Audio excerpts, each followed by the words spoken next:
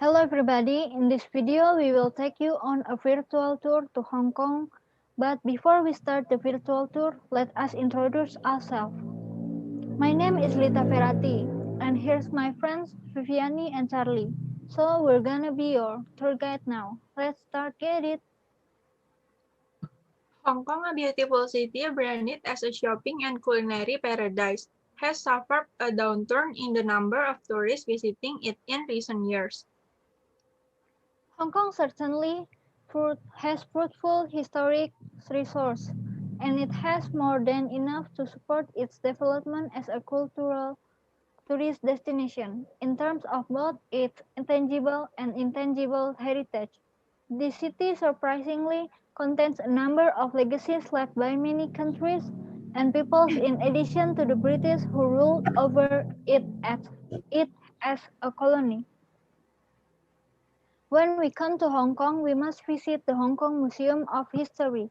Through exhibits of natural history, archaeology, ethnology, and local history, Hong Kong Museum of History presents the historical and cultural heritage of this island.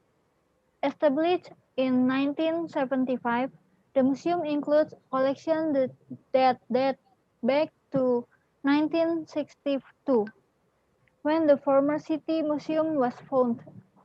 8 permanent galleries tells Hong Kong's story covering 400 million years of history through graphics, dioramas, text, and special audio and lighting effects. You'll embark on a journey through time from prehistoric Hong Kong to the modern metropolis. Exhibit focus on the dynasties, folk culture, opium wars, early days of the city, Japanese occupation, and return to China. Temporary exhibits relate to the museum's theme change periodically. And my friends will tell you about the festival in Hong Kong.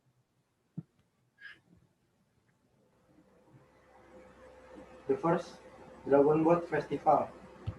The main highlights of this festival are the fierce-looking dragon boat racing in lively, colorful spectacle. It is usually held on the fifth day of the fifth lunar month. The second is Festival Qingming. This festival is held regularly every year, precisely in autumn. Many of them burn pepper, then items that their ancestors liked at the time, even like cell phone. But what were burned were not real cell phone. What was burned during this festival turned out to be a replica cell phone, made of paper as well. The goal is to be conveyed to their ancestors. Next, eating etiquette has become part of the tradition or culture in a country. Here are 5 ways to eat style in Hong Kong that are important to obey. The first is clean cutlery such as chopstick before use. Usually, the service in Hong Kong when eating will provide a large bowl of tea water before eating the dim sum to rinse the chopstick.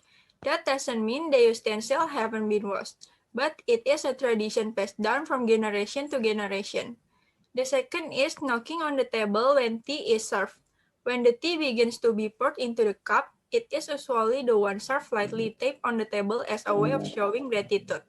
The third is put down chopstick when we are not eating.